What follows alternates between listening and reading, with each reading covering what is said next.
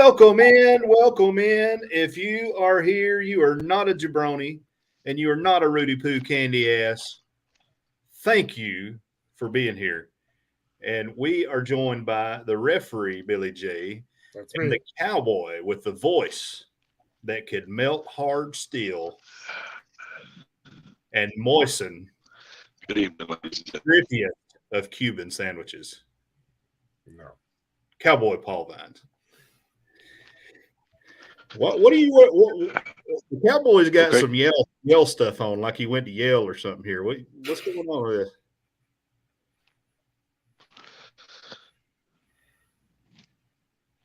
I like Yale.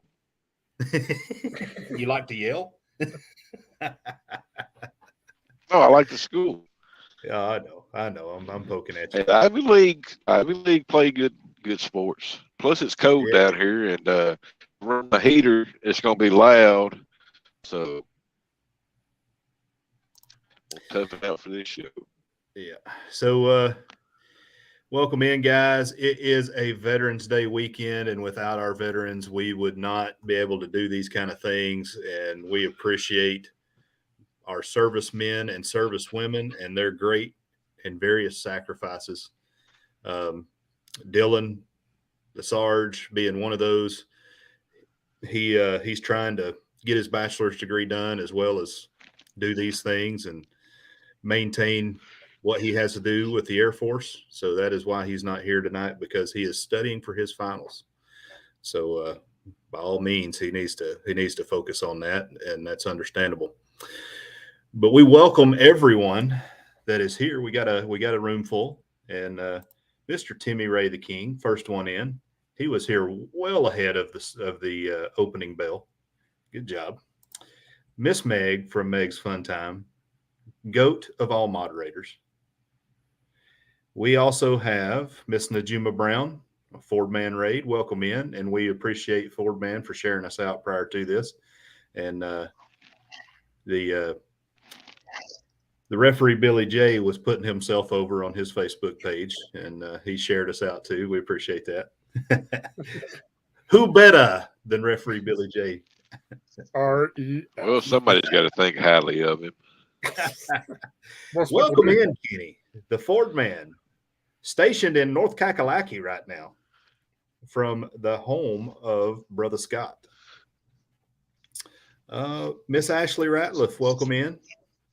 The most beautiful ring valet of all ring valets, the beautiful Miss Chastity from Moonlight Adventures. Whoop, whoop, Miss Chastity. All right, and that is everyone. So welcome in, guys. Welcome in. I want to run back up here to the top. Mr. Timmy Ray the King, he says, I'm still here waiting on Wrestling Report so I can tell people about Mid-South Wrestling and WCW and WWF days. Well, we're going to get to that.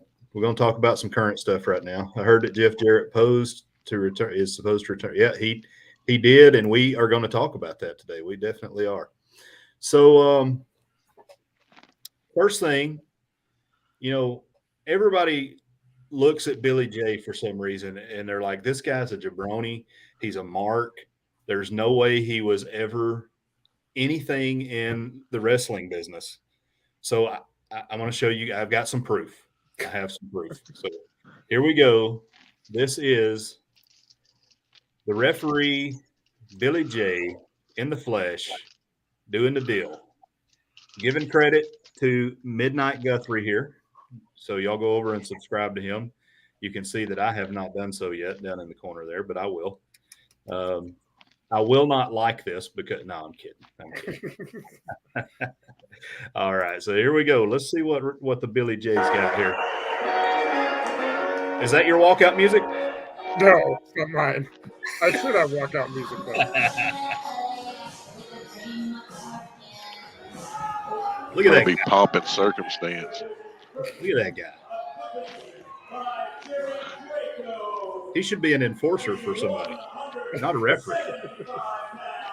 I like that you wipe your feet, though, Billy, in all seriousness. Thank you. I usually do it all the time. I enjoy it. Whoa, wait a minute. Who is that? It looked like Austin Idol walking down the side of the ring there. Did you see that? Could it have possibly been Austin Idol? Well, no. Let me run it back.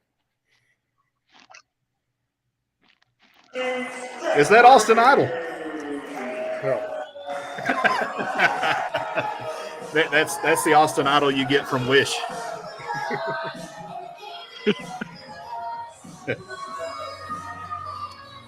Is that GW Firebird? What's that? I'm not going to show the whole match. I want your opinion on the jump start of this match here, Paul, and tell me what you think about the referee and his job in this. No.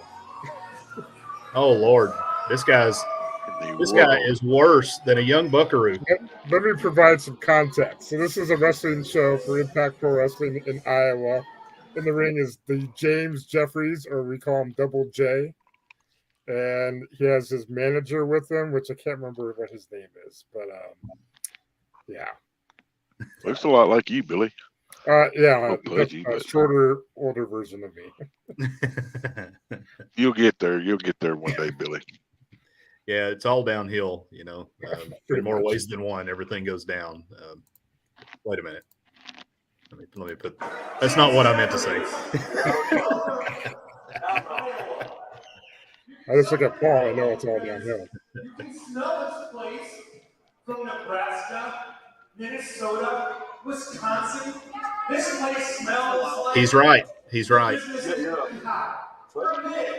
He's burying Iowa right now, right? Yep. That or Arkansas. Bring him out.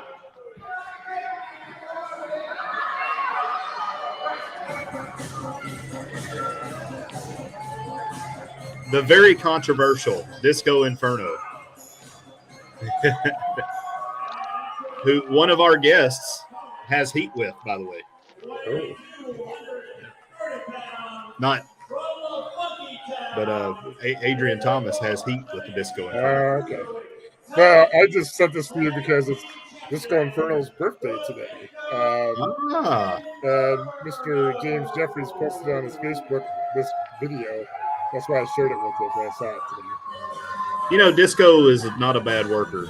He just ended up with this gimmick, and then the timing of WCW and WWF kind of screwed him over. And he's still making money. Who's that guy?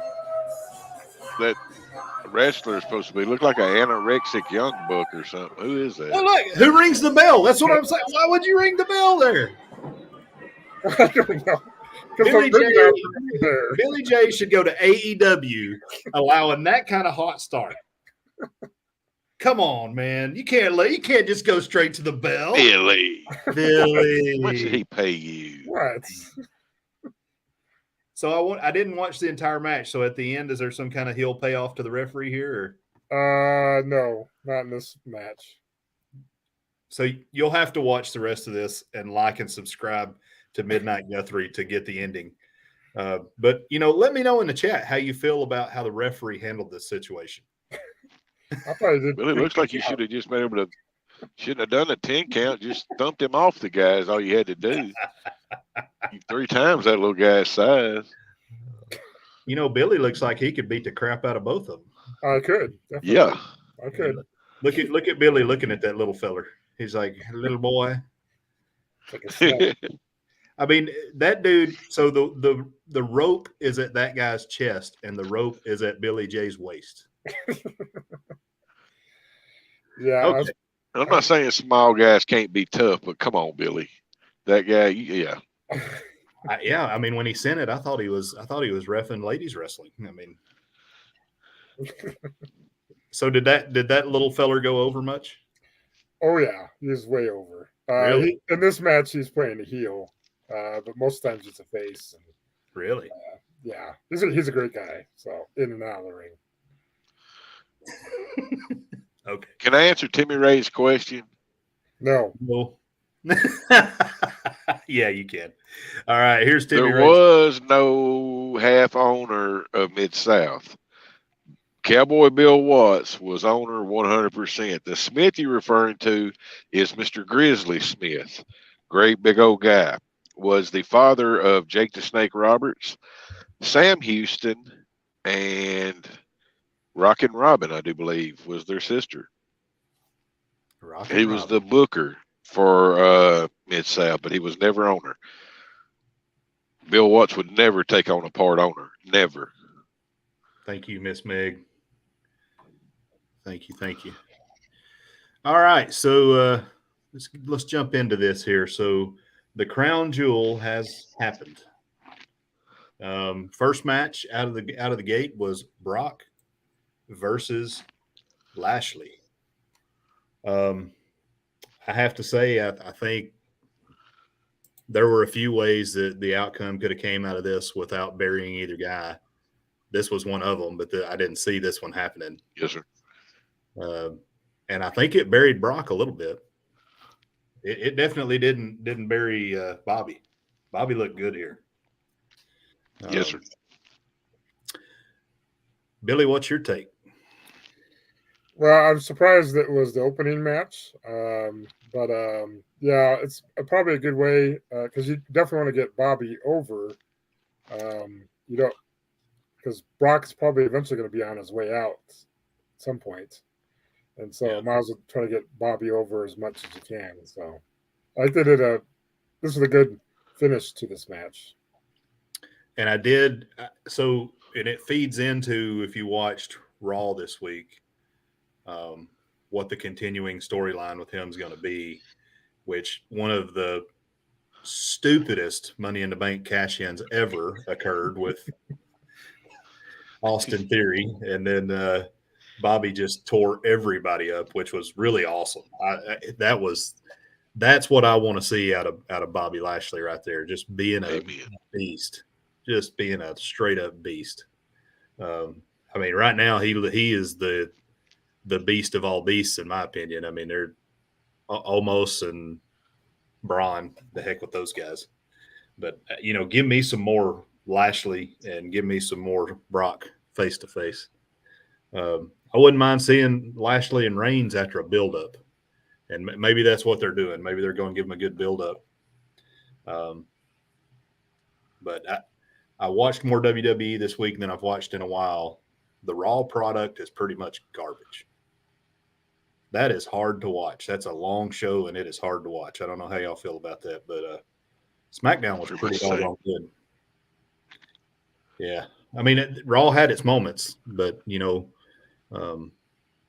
really the Lashley moment there at the end, and maybe it's a roster problem. But anyway, we're supposed to be talking about the crown jewel. So, I don't know. How did you feel about the finish on this one, Paul? I liked it. I don't really think it buried Brock. It proved it's to go along to help build Lashley up. Not that I think he needs building, in my opinion, but I guess in the current setting he does. But it showed it didn't hurt Brock in the fact that it takes somebody like Lashley to go toe to toe with him.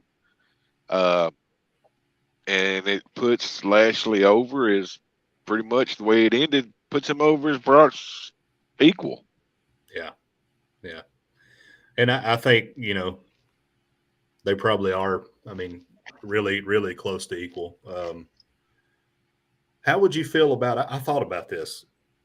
So after they do whatever they do with this current program, how would you feel about they obviously wouldn't be called the Brothers of Destruction, but something similar to that with Lashley and Lesnar tagging? I don't think they would ever do that just because. Gosh. But wow, what a group. Yeah. But I don't know that Lashley I think Lashley would be fine with tagging. I think Brock is he feels like he's way too over for that. Yep. That's just one of those things. I mean, and if you're tagging, you're probably having to come in more often than Brock wants to come in. Yep. And he's earned that. You can say what you want to about it, but I mean, Brock's a draw, and he's earned that. Very true. Very, very true. I don't think to me, in the style of tag team I like to watch, I don't think they'd be a good tag team. But when you're those two bad of dudes, you really don't have to be tag team wrestlers. You can just take turns whooping everybody, I guess. Yeah. So kind of like the Road Warriors. Sorry. Oh yeah, exactly. They would be. It'd actually be a more athletic version of the Road Warriors. Really. True. I mean, the Road Warriors buried everybody, and they were dominant and they were strong. But it was like two. Of course, they weren't as big as Braun Strowman, but kind of Braun Strowman type dudes in the ring, you know.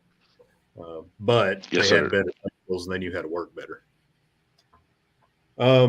So next matchup was, I always have a hard time saying this when I'm looking at the word, Asuka and Alexa Bliss versus Dakota Kai and Io Sky. And of course, you know, they had to wear their mechanics outfits because they're in Saudi Arabia, and apparently people in Saudi Arabia cannot control themselves if women show any skin. And again, if a woman wants to cover herself, fine. I'm not saying that a woman should come out half naked. The point is that if they should be able to express themselves just like the men can. That's my point. And anyway, you've heard me say this time and time again, so I won't beat up on that too much. But this is after Asuka and Alexa took the belts back, the women's tag belts. Dakota Kai and Io Sky went over here. Really, you know, the match, it was given a B+ grade by Pro Wrestling Inc. I don't know. But the big thing was Nikki Cross coming out. So I like the crazy Nikki Cross. However, I don't know if they've done too much damage to her character or not. But, you know, she came out and just kind of destroyed everybody, specifically Alexa Bliss, and that's how Dakota Kai got the pin. So this was the unveiling of Nikki Cross is not going to do Nikki ASH anymore. So that's the news for that. However, some more Raw news. She went out and won the 24/7 title, and what did she do with it right after? She threw it in the garbage. And they have removed it from WWE, from the titles that WWE carries. So you know what? Josh is happy about that. Way to go, Nikki Ash. And Nikki Cross now. She's going to go back to Nikki Cross. KOD show in the house. Welcome in, gents. Good to see you guys. Good to see you guys. We got the clocks in here. Heck just got home from Magic Kingdom. Dang. Serious FOMO going on right now, man. There's the KOD show. Go check them out. They have a vlog similar to ours. And they do a fantastic job over there. That's the guys. So dadgummit. I'm forgetting names now.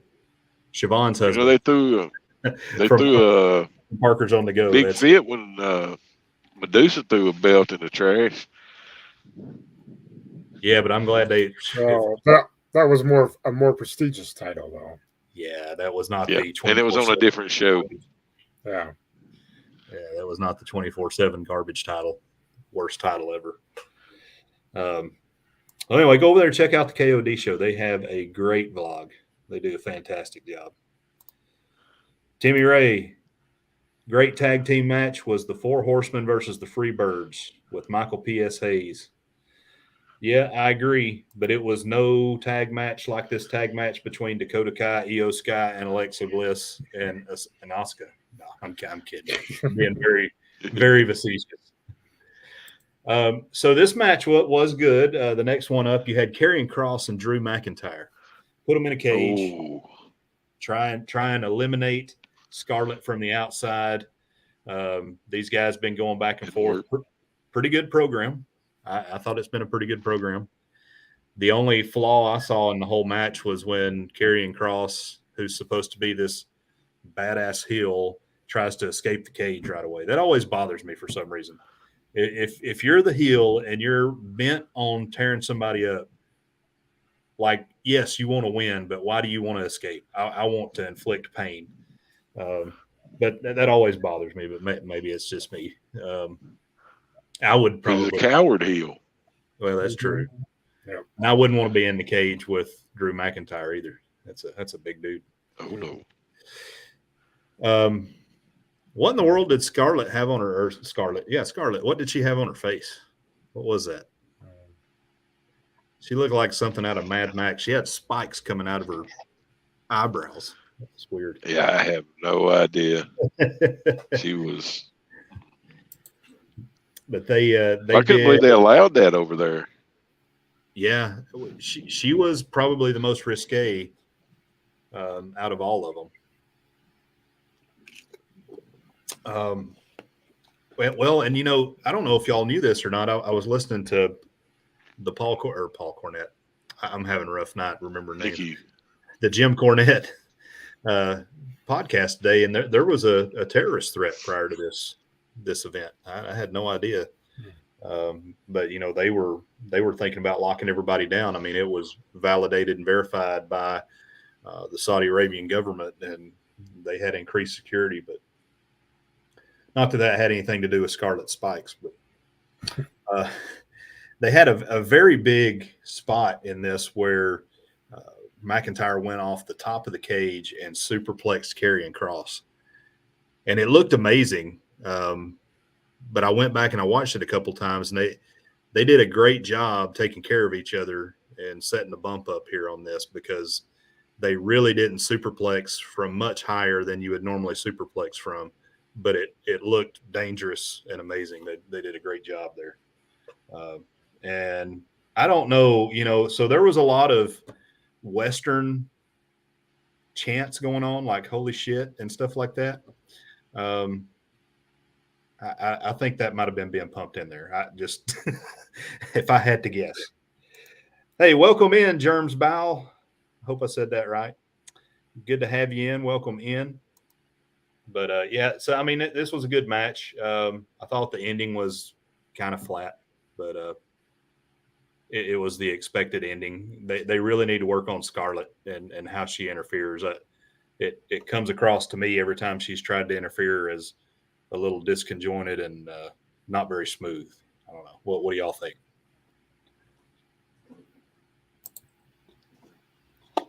Nothing. Yeah, not very smooth, definitely. Yeah. I mean, it goes back to the fireball thing, you know, and then we're trying to help him get out of the cage. I just didn't, but I mean, it worked. It was fine. Drew had to win here for sure. Yes, sir. I'm wondering what's going to continue to happen with this feud. I don't know if they take it any further or not. We'll see. It'll probably go as long as they want to draw out this reveal of the Wyatt Six, I guess.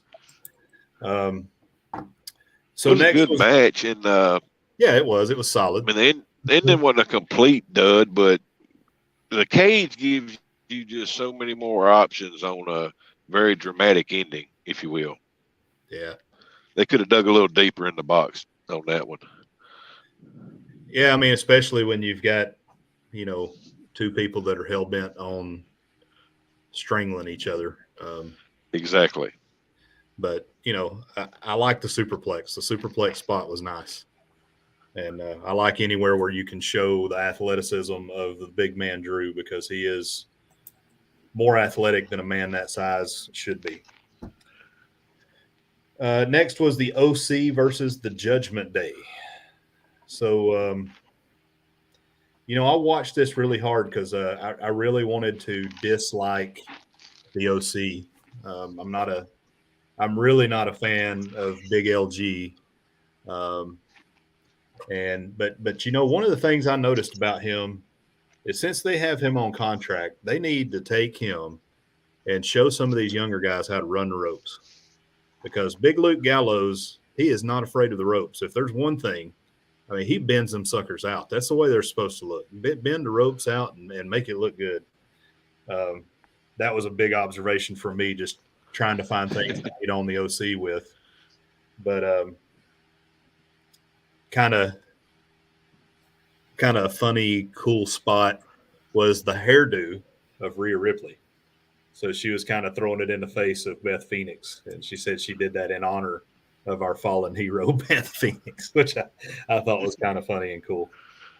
I think we talked about that a little bit last week.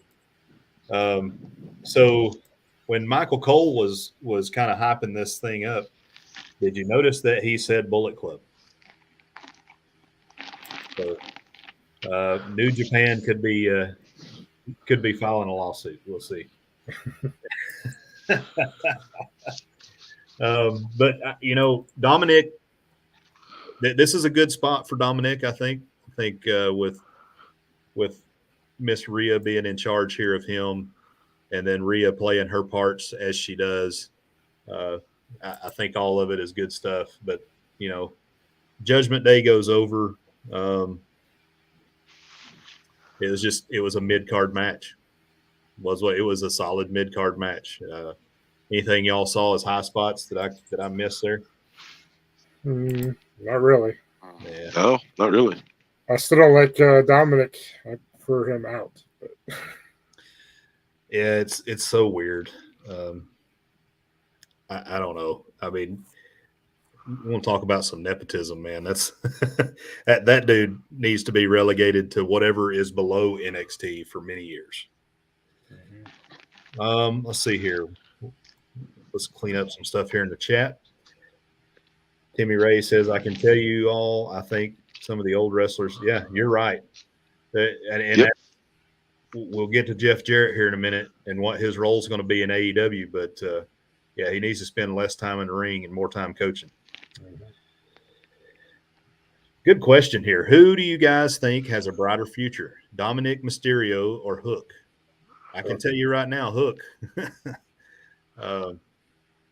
I don't know Hook, but I'm not a fan of Dominic or what they're doing with him. If you looked at these two guys side by side and didn't look at what they do in the ring, you'd probably say Dominic, just size-wise. But Hook has a ton more charisma, and he is much better in the ring. You can tell that even though Dominic's been around the business, I don't know that he was groomed for the business the same way Hook was. Hook hit the mat, and I mean, he is the smaller second coming of his dad, which is his dad's Taz. And he wrestles like Taz. I think he's actually a little more forceful and violent with his movements. I love watching Hook. He's one of my favorites right now. Wow. Yeah. I check him out then, because Taz was pretty doggone explosive. Yeah. I mean, he's a short guy, but Taz could go. Yeah. His son can do it. He was a Division I lacrosse player, but he also was a legit shooter. He wrestled scholastically. So and he's also belted in judo. Kid can go. He's like a male. He looks a lot like Ronda Rousey when he gets, and the way she slings ladies around, he slings dudes around. And they've put him in there with some bigger guys that are probably 50 or 60 pounds over him, and he's done the same thing to them too. So he's pretty excellent to watch. I really, really like him. Speaking of guys that are bigger than most everybody, we've got Omos and Braun Strowman, or Brown Strongman, as some people like to call him. This match was exactly what I thought it was going to be. It was two guys on skates that have a hard time working. The Saudis loved it because they saw two giants, but it kind of was what it was. Braun won the match. First time you ever got to – I was kind of excited for it because this was the first time you got to see Braun actually being having to fight from underneath. And in a way, it put Braun over a little bit as the strong man that he is. He did look better than Omos here, and I'd have to say coming into it, I would expect that. He has more experience. But neither one of these guys, putting these two green guys in the ring together was not a good idea. Nope. But they did it, and it wasn't even worthy of mid-card. This should have been on the pre-show. Yep. Oh, gosh. Yeah, I don't have much. I missed that one. Yeah, I mean, MVP was the highlight, and it's not like MVP did a whole lot. So, no, I'm sorry, MVP wasn't there. Yeah. MVP was the highlight because he wasn't there. Is what I meant to say. MVP is a devout Muslim, and there's different sects and types of the Muslim. Yes, sir. And he was a conscientious objector, and he's like, "Nah, I can't go." So, then we had the Usos versus the Brawling Brutes. This was a pretty good match. I like the Brawling Brutes. I like both of those guys, and I'm learning to like the Usos. They had a match on SmackDown this week with the New Day that was actually fantastic. I cannot believe I just uttered those words, but it was a good match, and this was a good match. Of course, Sami Zayn wasn't there. Sheamus was hurt, and Solo Sikoa didn't make the trip. So it was just Jimmy and Jay, Butch and Ridge. Usos, they've learned how to enter an arena now after watching their cousin, and they know how to enter, and they're getting better and better at being top guys and not stooges every week. It took them a while, but I kind of like when I was watching SmackDown this week, I was like, man, these guys are starting to become real top guys. And then, Butch being the under guy for all of these guys is way, way smaller. He started to, attack appendages and arms and stuff like that. And I enjoy seeing that out of wrestlers. And I actually watched, so one thing that makes me like Butch a little bit more, and I've always kind of liked him going back to his NXT days because he's kind of that European wrestling style, but there's a 30-minute documentary on the Peacock on Adrian Street, and yeah, the Exotic, and it's a great little documentary, but they actually did a little B-roll with Butch doing some of Adrian Street's moves, and I was like, okay, I get it now. I get the whole Butch thing and what he's trying to do. But yeah, the Exotic Adrian Street, you need to watch that documentary on Peacock if you hadn't. It's a really good one. But yeah, I mean, the Usos go over like they should. Let's see. I'm looking at the notes here to make sure I get everything. His wife could whoop most men in the locker room. Just saying, Miss Linda. Oh yeah, they talked about that. That's a tough woman. Hey, he's down there in your part of the world, Billy, down in Gulf Breeze. Oh, Usos? Yeah. No, Yeah, Exotic Adrian Street. Oh, okay. Well, I'm talking about the Usos. One of them lives here in my area. Yeah. Got into a little drinking problem, though. Drinking and driving problems. Yeah. He went to the Jeff Hardy School of Drinking and Driving. Lord, I apologize. Should not say that. Mr. Timmy Ray the King. He says, y'all will not believe what I found in my VHS tape collection. I found WCW Classic Champions was on TBS that my stepmom recorded on TBS when Hulk Hogan got hit by a pod or something and they had to go. Classic. She's talking about Brutus Beefcake had on a mask and a little black jumpsuit thing and attacked Hogan's knee with a pipe during the interview. Okay. Brutus the Barber Beefcake. Yeah. Or the Booty Man, the Zodiac, whatever you want to call him. The Disciple. So after the Usos, we started to really get to business here. So we went from a good opening match to mid-card guys being mid-card guys to Bianca Belair versus Bayley. This was a good match. This was good all the way around. I didn't see any flaws in the match whatsoever. Both of these girls can get after it and they can go. I would have preferred to have seen Bayley go over here, in my opinion, but they've got a reason that they're pushing Bianca, and I don't know what that reason is, but they have a reason. I'm trying to get down here to the notes. Yeah, so I mean, again, I'm not going to go back to what they were wearing.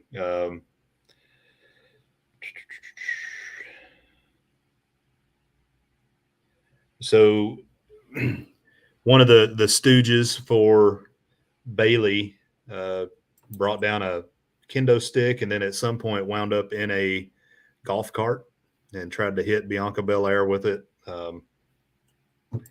that was kind of, I don't know, I thought that slowed things down. I mean, Yeah.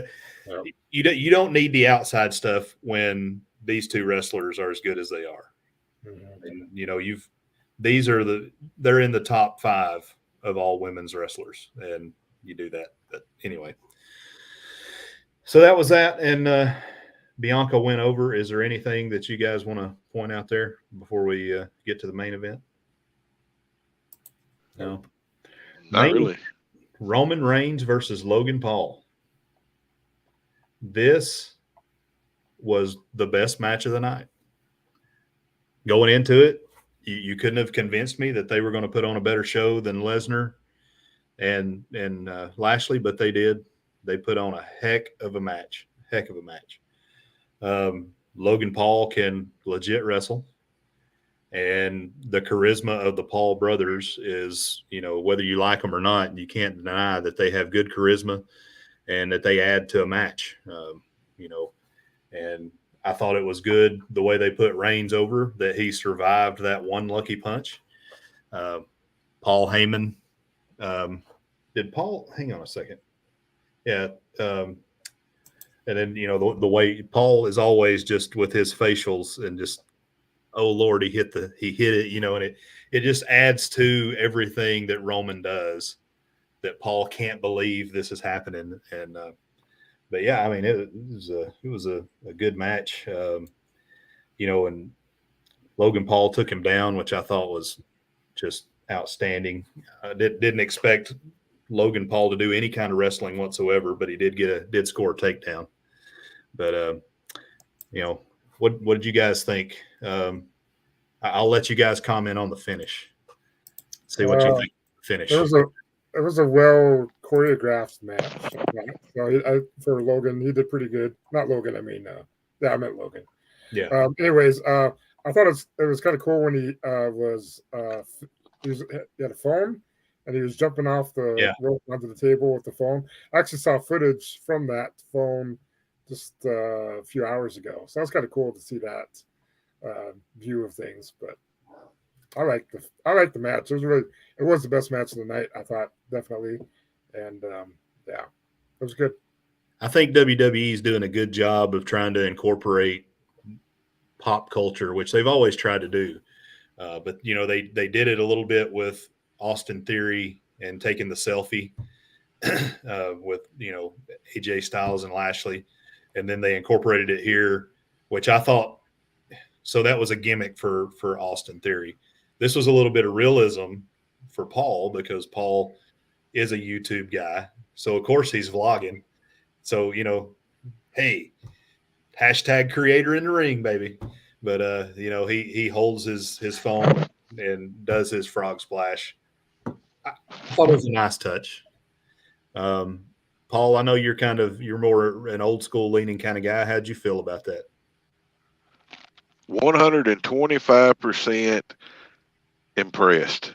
I thought it was going to be just some, ratings, novelty match, gimmick match, whatever.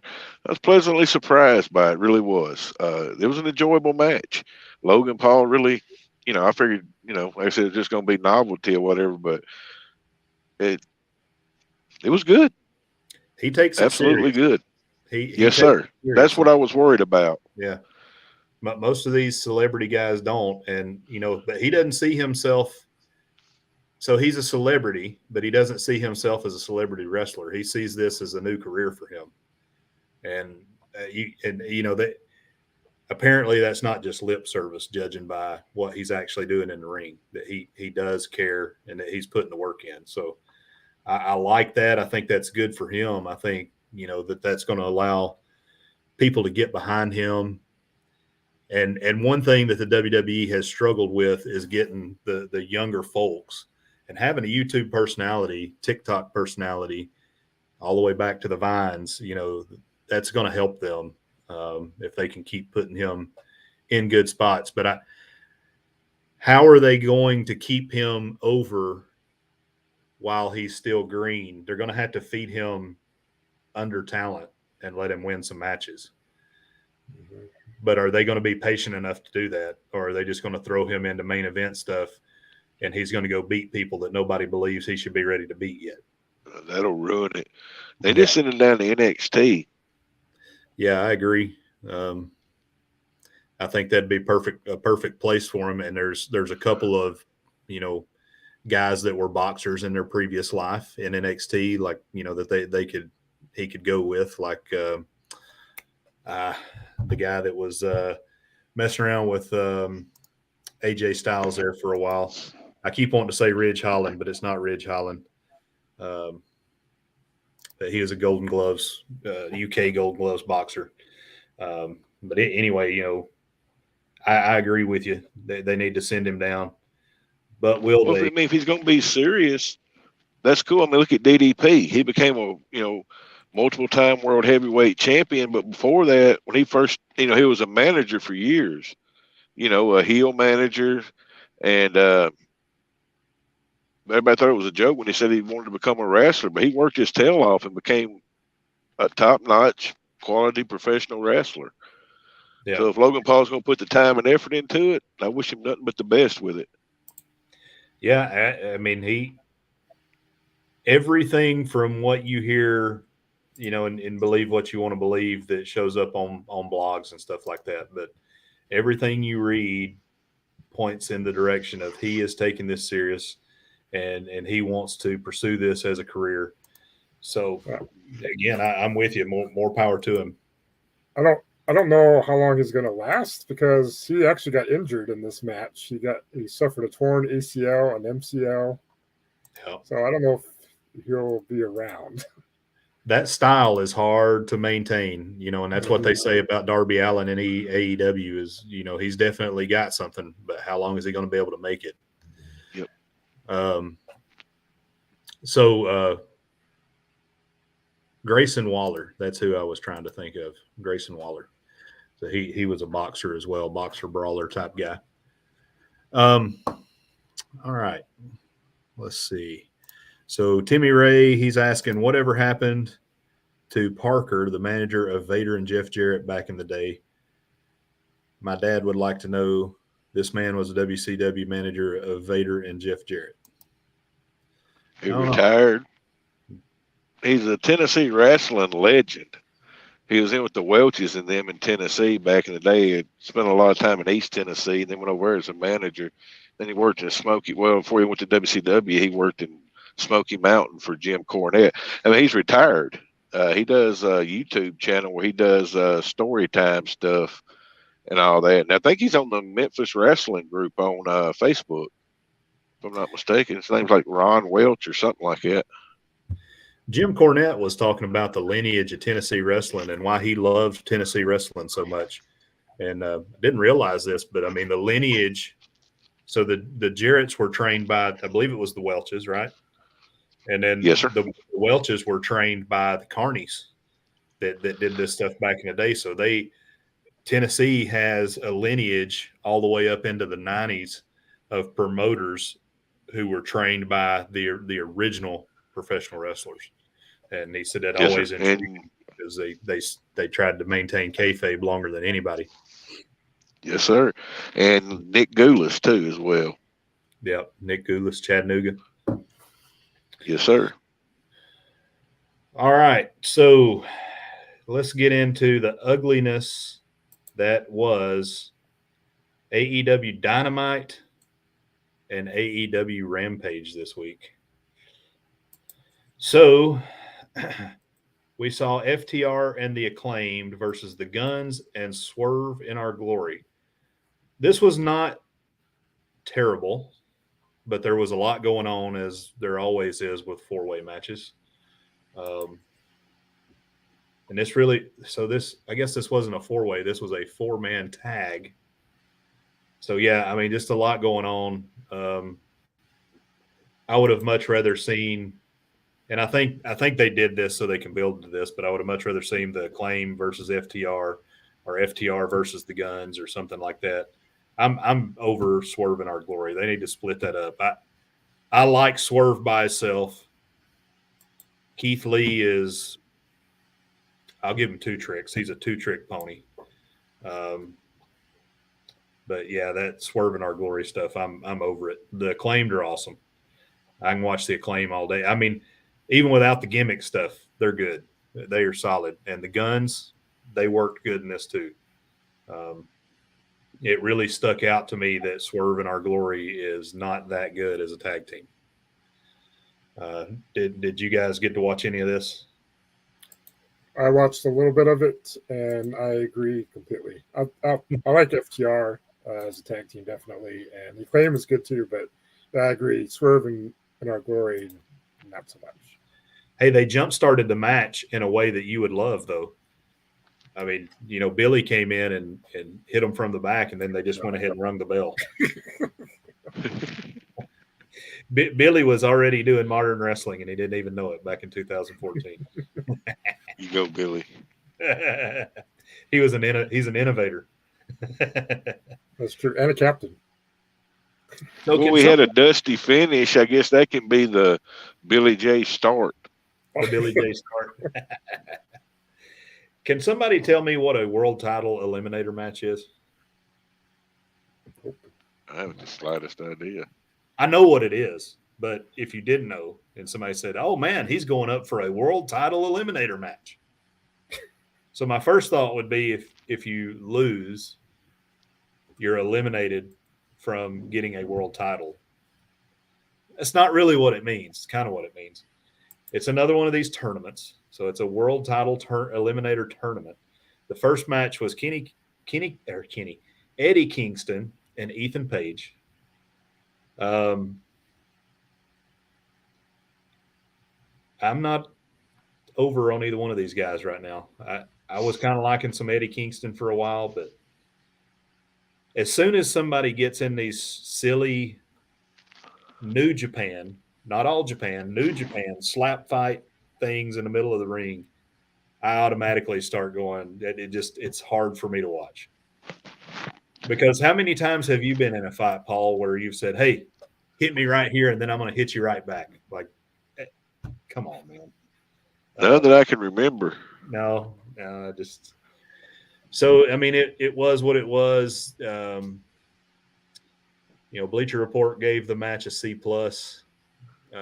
Page went over on Kingston. I think that's good because I think so. Kingston, he's one of these guys that can only wrestle a certain type of match, and putting him into a week after week tournament situation, I think is bad.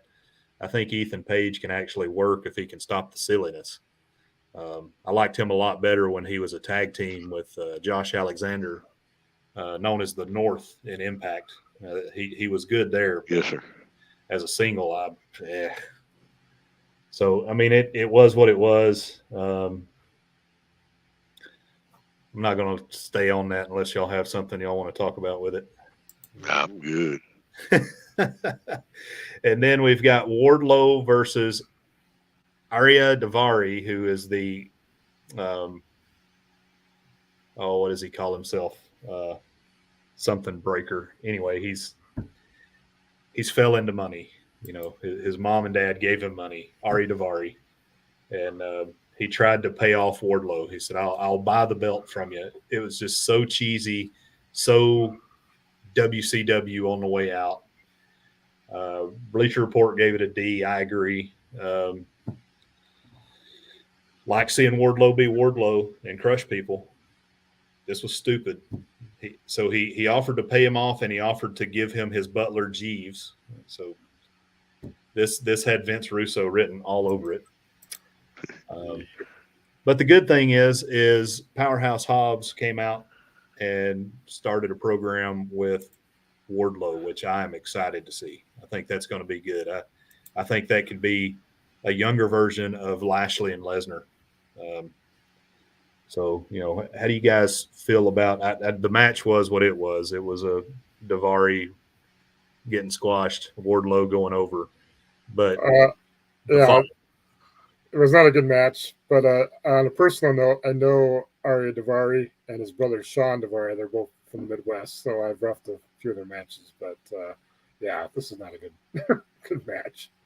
The Davari, both the Davari guys, and I know his brother's the one I was more familiar with. And when they announced Arya Davari, I thought that's who this was going to be when he came out. So I seen him on AEW Dark a couple times. Yeah. This guy's not bad either, but this gimmick is horrible. Yeah. Trustbusters. That's what it Terrible is. gimmick. And the Stooges he has with him make it even worse. It's so bad. I mean, this is like Vince Russo on his worst day. Bad stuff. Yeah. Hey, Kenny. We were. I screwed up and was saying Kenny Kingston, but yeah. You're welcome to pay attention whenever you want to, though, Ford Man. All right, let's see here. Then we had the face-off with Saraya and Britt Baker. I'm going to tell you what, Britt Baker impressed the heck out of me here. I don't know if y'all watched this promo that she cut on Saraya, also known as Paige, but man. So Britt, much like John Moxley, on the female side, you can tell that Britt feels like she's carrying this company from a female perspective, and she is vested into this thing. And her promo was great. She ripped Saraya. She brought in a lot of the stuff from WWE. But she kind of walked the line and made sure that she didn't talk about the personal things that Paige went through with drug addiction and with Alberto Del Rio. And then Saraya took it and she talked about those things. I thought that was a good back and forth. But if you didn't hear that promo, I'm not going to read it verbatim here. Go back and read it. But she essentially said, I don't just face people just to face people. You got to make an appointment, and you ain't been here. You know, the appointment being that she's a doctor and all. It was good. It was a solid promo. One of the best promos I've heard and seen on AEW. And Bleacher Report gave it an A+, so they agree with me. So did y'all see that promo, that face-off? Mm-hmm. Yeah. How'd you feel about it, Billy? I liked it. It was good. Good solid promo. I definitely agree. I think Britt was better than Saraya here. Yeah, I think so too. Yeah. I could have listened to a lot more Britt, but yeah, she's learned a lot from her beau, I think. So if you don't know, Adam Cole and Britt Baker are a thing. And I like Adam Cole in NXT. Yes, sir. Not much of an AEW Adam Cole fan. I do like his walkout. Boom! I wonder when we're going to see him back. So then we go from that match to Trent Beretta versus Jay Lethal. Love me some Lethal. I don't know what to think about Beretta. I remembered watching him as Roppongi Vice in New Japan and thinking those two guys, I'd love to watch them in the States. And then they brought Trent Beretta over and did this best friends thing for him, and I just can't get with it. I think Beretta has a good look. I think he can work. But until they get him away from this best friends thing, and he may be so tainted now that he's never going to be able to get over. I don't know. But that match ended up with Jay Lethal winning. And then at the end of it, the big deal happened. Double J, Jeff Jarrett came out. And Double J cut a heck of a freaking promo. A heck of a promo. Did y'all get a chance to see Double J in the promo that he cut? Yep. I did. When he talked about Triple H's nose, I about lost it.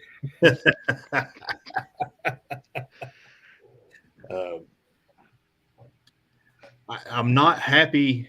I mean, how do you guys feel about Double J getting back in the ring? I'll let y'all talk about that, and then I'll get my. All right, so we're on the same page.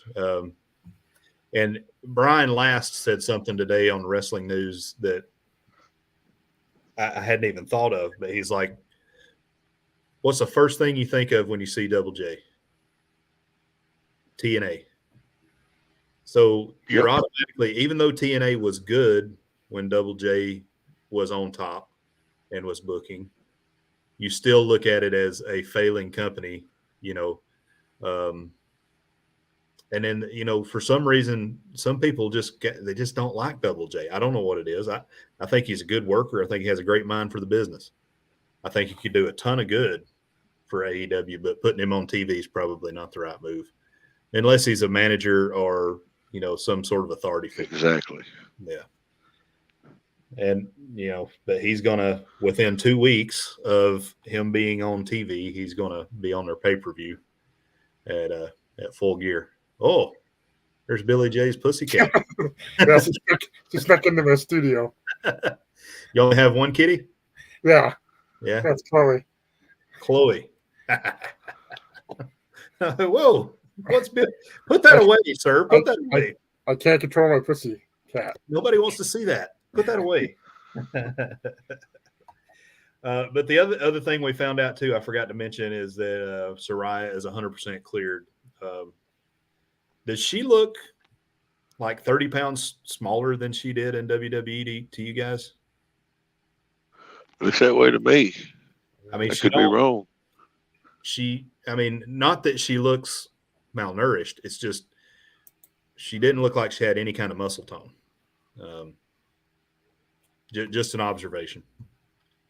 But Double J got to use the guitar, and you know, hey, it was what it was. We got to see him hit somebody over. Yeah, we did get to see him hit somebody over the head with the guitar. Trying to make sure I'm not confusing. I watched a lot of wrestling this week, so I'm trying to make sure I'm not crossing streams like the Ghostbusters here. All right. So Double J's back. He's supposed to be backstage. He's supposed to be doing something with overseas promotions, which I don't know what that's all about. He's got contacts all over the continental United States, and they need to work that. But would it not be awesome to see AEW with Double J go into the Mid-South Coliseum and do something? You know, he could put something like that together, or the fairgrounds in Nashville. Yes, sir. It would be at the fairgrounds, probably. What a draw that would be. You know, no doubt. But you know, we're going to send him over to India and let him build our relations with India. Apparently, is what they're going to do. Then Moxley, he made all those connections with his Global Force promotion he was trying to do, so he's already got a foot in the door with them. I think that Double J sees an opportunity here. It's what I think is really going on. Oh, absolutely. This is going downhill, and because it is as all over the place as it's ever been in AEW right now. I mean, at least they have talent now, but that's the only thing that's keeping the show afloat is the talent. Moxley came out and cut a promo to respond to MJF's promo. I thought it was good. It was the perfect reaction to MJF's promo that he cut, which was outstanding as well. It's going to be a great build-up. I think it's going to be a great build-up to a great match. What I'm afraid about is they're going to put MJF over, and in putting him over, he's going to become a face. And I think you're going to take away some of what MJF is. Hopefully, they're going to make us think he's going face, and then he just screws everybody over. That's what I hope happens. But pretty good promo. That'd be cool. Moxley believes in what he's saying. You can tell he believes in what he's saying. The fans love him. Not the biggest Moxley fan. I never have been. Some people love him, though. If you love him, hey, you love him. Next was Sky Blue and Jamie Hayter. Boy, I like Jamie Hayter. She is good. She is a fantastic ladies wrestler. She deserves to be on the other promotion. Sky Blue does not. Sky Blue was her opponent. Sky Blue, once again, looked like she was on skates. She's been pushed out onto TV way too soon, and there's other females that could be out there wrestling doing a much better job. I don't know where they come up with this stuff. I think part of it is she was trained directly by Dustin Rhodes, and Dustin's, pushing to get her out there. But she's a little in over her head in this match. And Hayter went over, but I think Hayter should have went over more decisively than she did in this match. How did y'all feel about it?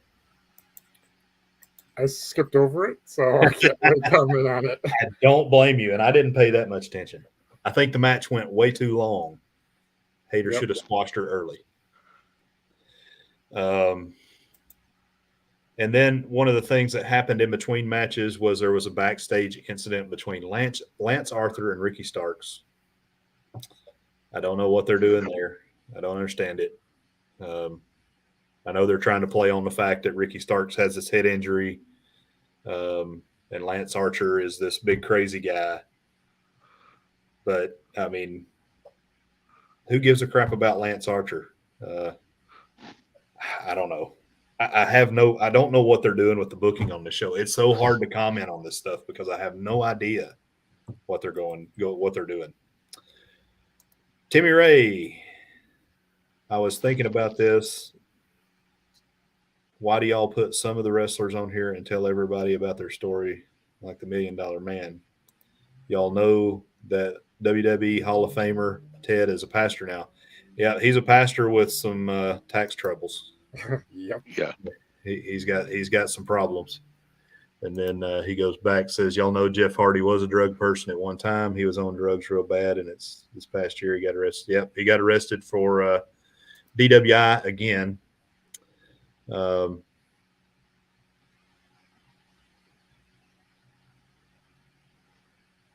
Yeah, I'm not a big fan, Timmy Ray. I've never been a huge Double J fan as a wrestler. I'm just one of those guys. He was never over for me. I felt like he was still. I loved him in USWA. Yeah, I know he's just Jeff Jarrett. Yeah, well, that's and the times that I liked him the best was when he was in TNA Impact, and he was more just it was just Double J, you know. But I don't know. It's something about that first time he came out. The first time I ever saw him was in WWF, and he came out with those, whatever you call those, the way his in-ring tights were, and with the guitar and the strut, and I'm just like, you're trying to pull from so many gimmicks. Exactly.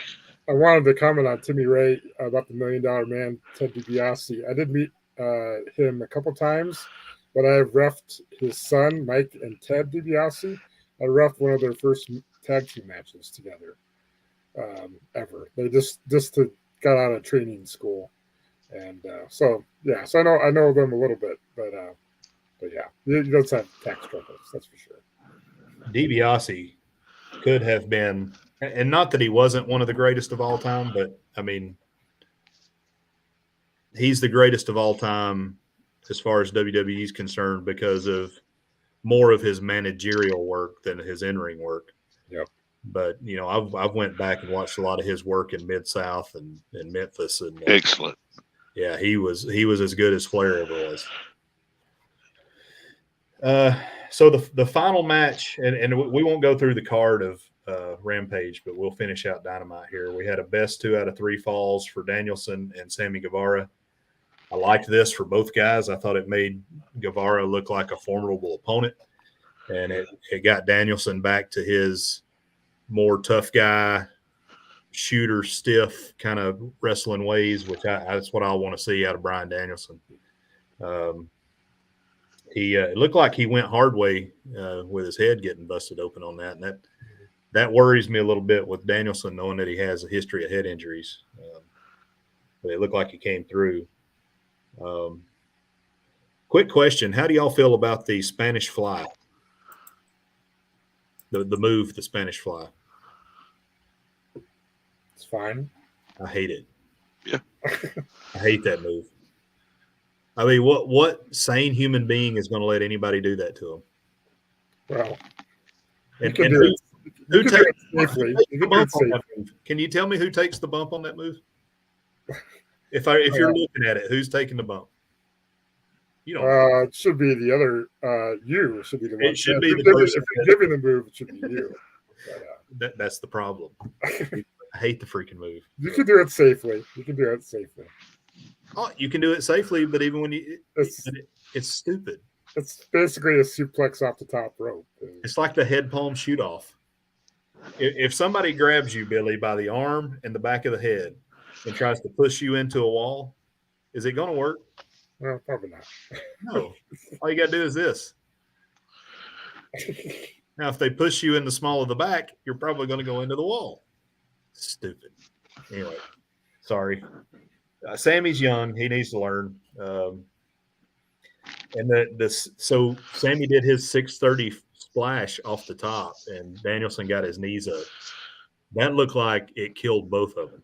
That was rough. Then you got Ty Mello getting involved. She's good as a heel valet as long as she doesn't try to do too much. She tried to do a little too much in this one because she got involved. They threw her out, and then she pitched a big fit on the ramp, but it was a very contrived flipping out on the ramp. You know, it was worse than anything Vicky Guerrero ever did. But and then Guevara. So that's when the injury came to Danielson when Guevara took the microphone and just started beating him, and you could tell that he had a little mouse there.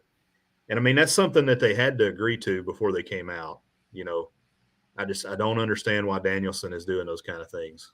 I mean, he agreed to being hard way opened up over his orbital bone when he's had orbital bone issues and head issues. This don't make sense. I hated to see that. But at least Danielson went over. So then on to Rampage, where we saw our little dog Pockets.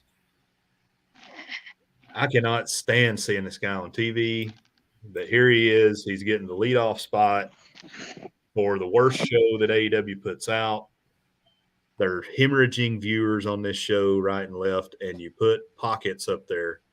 And who does Pockets defend against? He defends against Big Shotty Lee Johnson.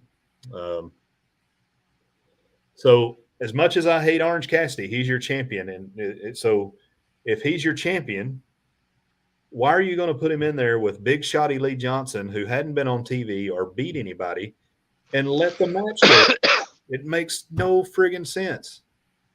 As much as I hate this guy, if you're legitimately trying to push him and book him right, that should have been a squash match. But it wasn't. But I will tell you, Lee Johnson looked good in this match. What do y'all think about Lee Johnson? Well, personally, I think I could look good in the match against Pockets, but that's just my take on it. I'd put Pockets over you, Paul. Of course you would, Billy. Well, I mean, I got no problem with a champion going good distance with the undercard guy. I mean, Flair, we used to wrestle George South for 10 or 15 minutes, but that's a different story because George South was a heck of a worker, you know. But looky here, Margaritaville. Well done, Burger. He made a cameo in the latest Moonlight Adventures video, a cameo voiceover performance. Did the viewership go down? Yeah, I mean, I even put Chastity in a bikini top on the thumbnail on this, and apparently we're taking a hit from the Margaritaville. No, I'm kidding. I'm kidding. But yeah, I thought Big Shotty Lee Johnson looked good. He's trained by QT Marshall. Mm-hmm. He was actually trained by Cody before Cody left. Good athlete, looks good. He's green for sure, but yeah, I owe him a little bit of money for the copyright. I'll tell you what, you'll get whatever cut of the monetization I get off of it, you'll get. So we'll see how that works. Then after that, we had Brian Cage versus Dante Martin in the world title eliminator match. Brian Cage looked better here than I've seen him in the past. I'm still not a big – I don't know how Dante Martin wound up in this thing. But I don't know. You need big dudes for your heavyweight title eliminator. Brian Cage fits that. He actually, I think, did okay with the match here. Dante is what he is. I saw this on WWE SmackDown in the New Day versus the Usos match, and they call this the trust fall, which I think is stupid. Where the guy jumps off, and so they jump off and they just jump straight up like this, and then come straight back down vertically, feet first, and just graze the guy, and he falls down. What is that? It's stupid. I mean, you're showing that the guy can jump high, and then it's waiting for your knee to blow out. One thing, I I hate some of this stuff, but I still love wrestling and I want to watch it, so I have to suffer through it. Crystal with Destinations Delight, welcome in. Timmy Ray thinks he wants to get in a match with Paul Heyman. I think you could take him, Timmy Ray. I really do.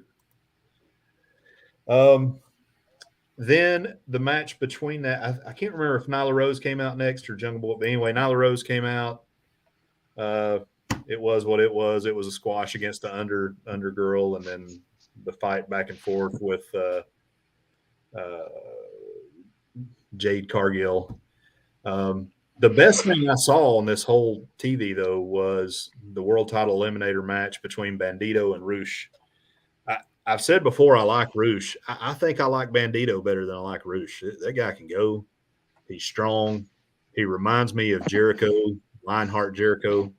It reminds me of him a lot. He's not as good of a mat technician, but flying around the ring, he's good. I like Roosh. I like Roosh too.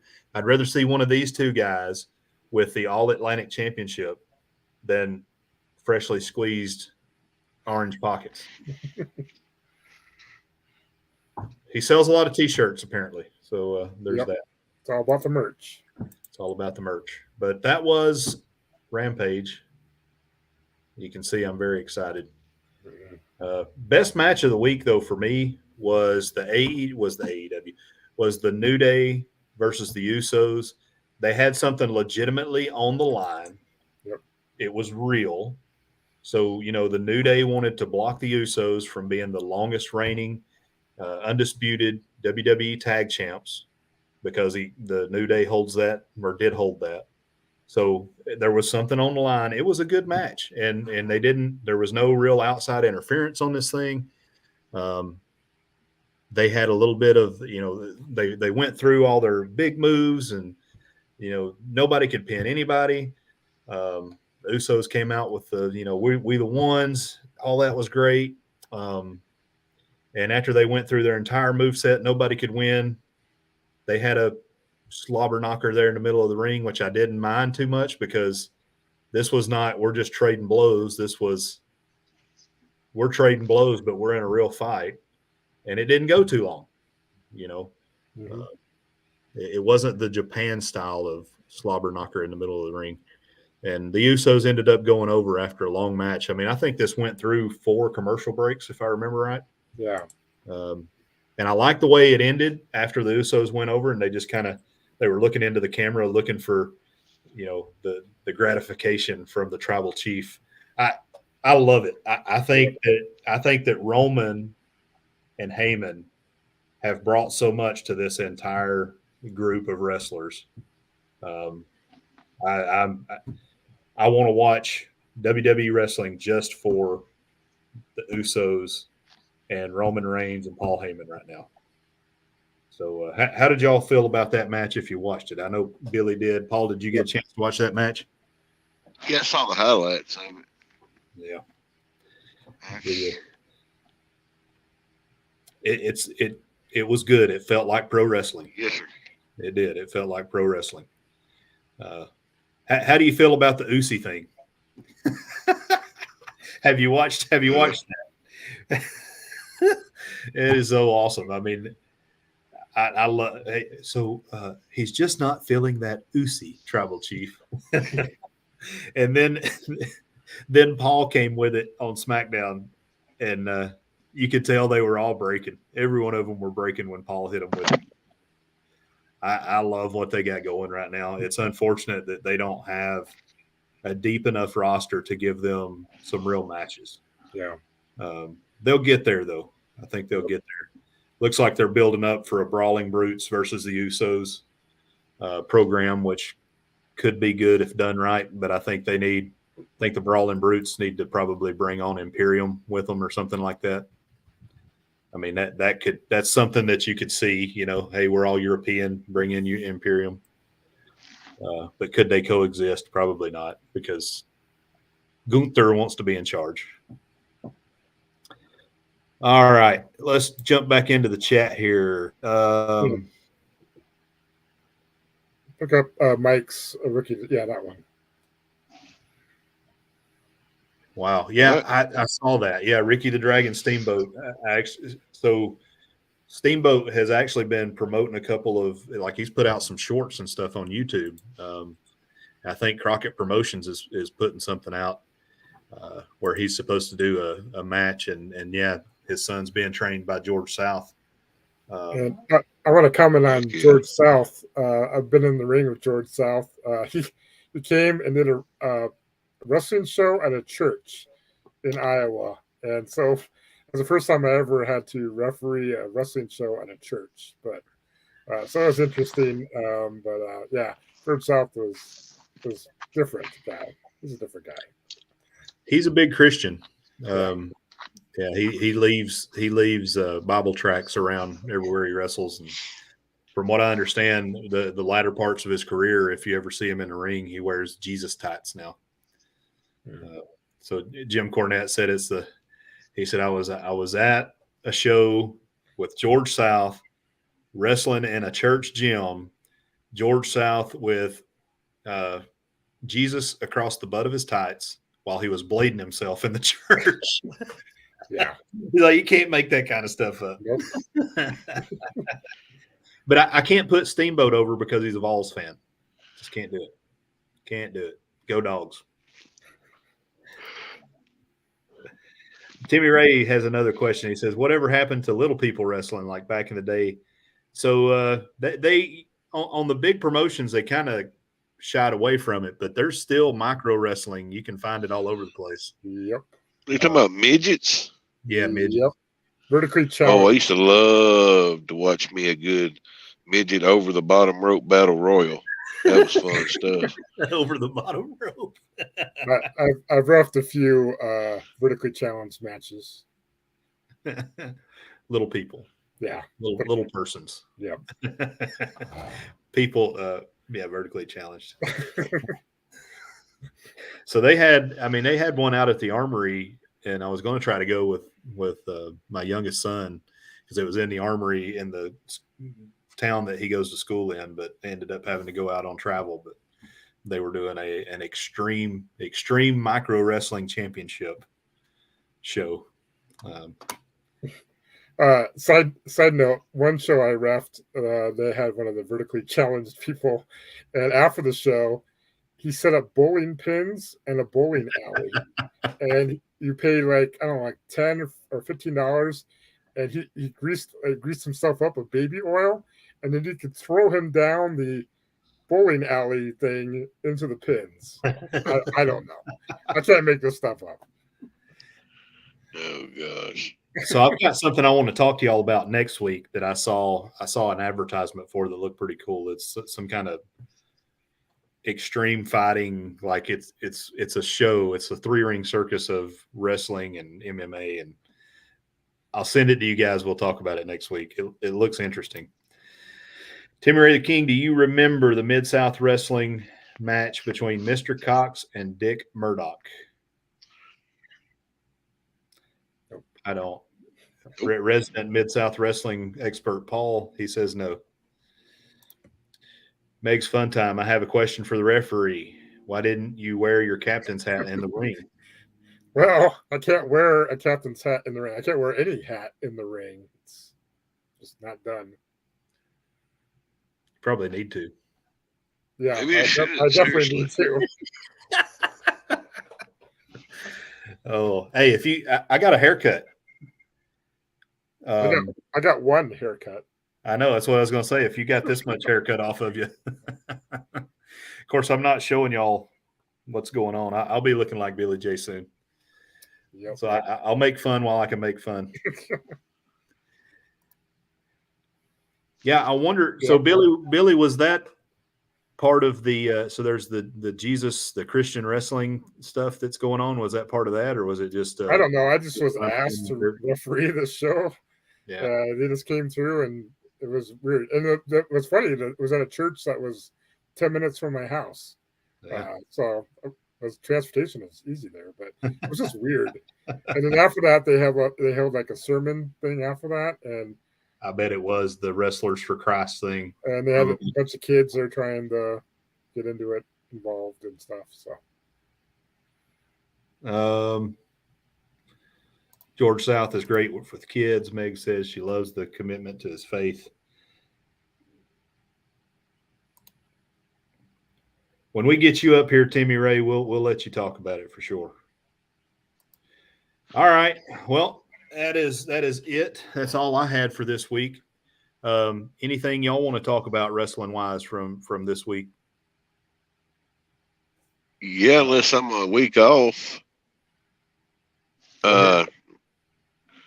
Nick Aldis is gone. That may have been last week. Gone from the NWA officially. You're right. That could get interesting. I'd like to see who picks him up. AEW could use him, but I actually kind of hope he goes to WWE. I say that, but then, will WWE stick him in the mid card? AEW is more likely to put him over. I like Nick Aldis. I always have. He is a good worker. He's classy. Yeah. He's a classy world's champion. Yeah. Yeah, I mean, he is strict, holds to kayfabe. He's good, and I like him having Mickey at his side when appropriate. I think that's good. But he's in the peak of his career right now. He definitely needs to, if he's going to ever make that jump to WWE and try to make it big, he definitely needs to try. But I wonder why they've never offered. I mean, we don't know what goes on behind the scenes, but why has he never made the jump to WWE? What's going on there? The only thing I come up with is he thinks he'll be mid-carded. And he probably will, which is unfortunate because he can work. Yes, sir. But he works like a wrestler is supposed to work. He doesn't work like a modern wrestler, if that makes sense. Yes, sir. But maybe go to NXT. Yeah, they could bring him to AEW, and they could bring back the Main Event Mafia. There you go. They have everybody there. I like that. I thought the Main Event Mafia was pretty. I kind of like that faction. Yeah, Timmy Ray. No doubt. If you have it and drop it in there, Miss Meg will sure drop it. Hey, one thing I want to bring up before I forget about it, and I know it's a little late, but we have folks that come watch it on the replay. We've started something for Kenny. He went on his helping hands for Cruise, and while he was out there, Papaw had to be taken to the hospital, and it's a long road to recovery for him. But they also have some cleanup and some extermination and some refurb that needs to be done at their home. They're on a very fixed income, and we're trying to help them out. And through something that Crystal with Destinations Delight and a number of other channels supporting has tried to stand up, Kenny's Kingsport project. We're going to try to go in and clean that home and refurb anything that needs to be refurbed, rebuild the ramps and everything. That way Papaw can come back to a clean and safe home, as well as Kenny. So if Meg, if you wouldn't mind dropping that link. And also I have the link, so I will also drop the link into the comments section when I post this video as well. But every single dollar will go toward Kenny's fund and supporting that. If you would like, you can go over to, let me pull it up on Facebook. You can go over to the Facebook site for that. And Meg dropped the link. Meg dropped it. Okay. Yeah, Kenny's Kingsport Project Facebook. Go over there, check that out. I'm going to go ahead and pin that to the top as well while I'm thinking about it. And need plenty of prayers for that whole situation. And, we hope nothing but the best. Kenny deserves so much, and so does Pawpaw. So the results of the poll are in, and out of 14 votes, we asked if Double J Jeff Jarrett will make an impact on AEW, and 64% says yes. So now that impact could be Hope he negative. does. I hope he makes. I really do. Even though AEW is kind of bad, and I rag on them sometimes, I do hope for the best because WWE needs a competitor. And Yes, and sir. this may be the last chance for them to have a real competitor. And wrestling fans need an alternative. Yep, they sure do. They sure do. So I'm going to turn it over to you, Paul, and give you the solo layout. Let us know what you got coming this week, buddy. Oh, Lordy. Well, tomorrow evening at 6:45, I will be premiering the next episode of the Booze News, the news that you can use. And then Friday, I'll be in the Raid Parade with probably going to just do a little short video of a small Civil War cemetery in Doddridge, Arkansas. It's from a division out of Texas that was stationed there. Cool. That's it. Billy J, your turn, buddy. I just want to say, ahoy there, Scott. Good to see you here. But otherwise, I was done for a while, and then I got inspired, and I created a video. So I put a video out on why the MDR, the main dining room on a cruise ship, is not a buffet. Just did a quick little video. Check that out. Good point, Billy. I've got a lot of views on it and positive comments on it, so I was afraid I'd get some negative comments, but it all helps the algorithm. It all helps the algorithm. Yeah, positive. But anyway, apparently Carnival agrees with you, Billy. Well, that's true. But otherwise, I got nothing else going on. But you can check me out here every Saturday night on the World Wrestling Vlog. Amen. Check him out. He is a jabroni, but we love him. I'm a ref and a captain, not a jabroni. All right. So for me and Chastity and the Moonlight Adventures crew, tomorrow night we're going to have a special Veterans Day weekend episode of Shootin the Breeze. We've got a ton of veteran creators, but I could only choose 5 because right now that's what my StreamYard is limited to. So we will have Ocean to Ocean with Bruce from Ocean to Ocean. We're going to have Andrew from the Funnelheads. We're going to have Mike from Mike the Cruise Vet. Troy S. will be on, and also, man, why am I drawing a blank now? Oh, Magnificent Germany Darian will be on as well. So all vets. We talked about last week how it'd be awesome if we had an all veteran show, and we talk about, just our experiences and veterans issues, and that's what it's going to be all about. Because we love our veterans and we know that everything we have, the freedoms we have, is built on the blood, sacrifice, and the backs of those that defend our freedom each and every day. Also, we just released a new video, and Meg hung the link for that video earlier with a cameo video performance from Lovey's Fat Life. We'll also have some additional videos coming out.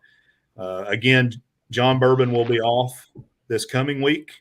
We will have another edition of the World Wrestling Vlog coming out next Saturday as well. Hopefully Dylan will be able to join us. Prayers for him and his final. Hopefully that'll all go well for him, and we appreciate his service to our nation as well. And we appreciate Billy J's service to being a jabroni and a mark. And we appreciate Paul and his sexy voice.